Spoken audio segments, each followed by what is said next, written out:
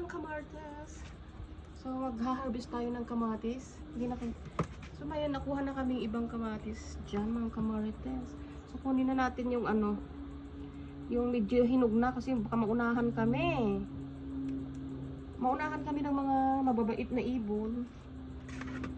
So, yan, mga kamarites.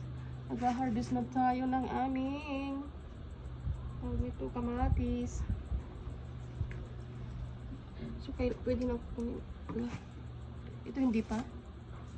Ito siguro cherry tomato siguro ito. Kasi cherry tomato yan dito. Oo. Pwede yan pang salad. Oo, pwede yung pang salad. Oo. So, yan. Ay, laki. So, dito. Yun ang laki-laki din. So, iba-ibang klase pala itong tumubo na ito. Iba-iba. So, marami na kaming kamatis, mga kamartes. Yan.